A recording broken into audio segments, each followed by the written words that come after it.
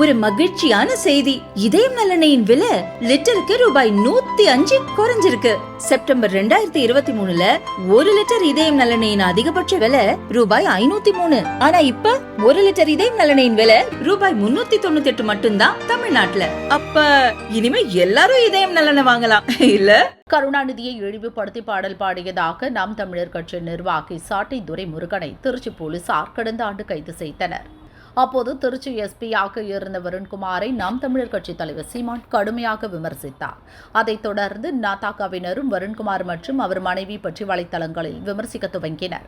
வருண்குமார் சமூக வலைத்தளம் மூலம் பதிலடி கொடுத்தார். இருவரும் மாறி மாறி கடுமையாக உரிமையில் திட்டிக் கொண்டனர். ஒருவர் மீது ஒருவர் சரமாரி குற்றச்சாட்டுகளை அடுக்கினர். வருண்குமார் திருச்சி சரக டிஐஜி ஆன பிறகும் சண்டை நீடித்தது.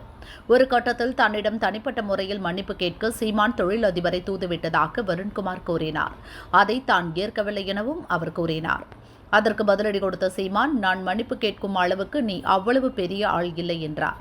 பத்திரிகையாளர்கள், போலீஸ் உயர் அதிகாரிகளை தூதுவிட்டது நீ, அண்ணனுடன் தகராறு வேண்டாம் என கெஞ்சியது நீதான் என சீமான் கூறினார்.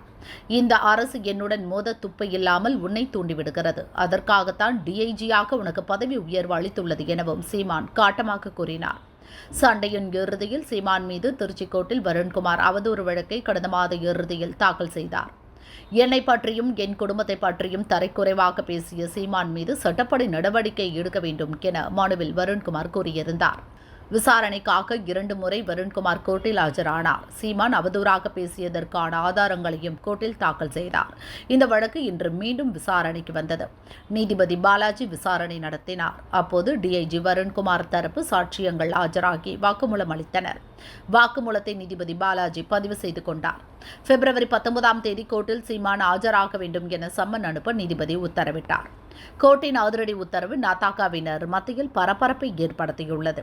சீமான் கோர்ட்டில் ஆஜராவாரா? வழக்கு விசாரணை எப்படி போகும்? இருவருக்கும் சமரசம் ஏற்படுமா?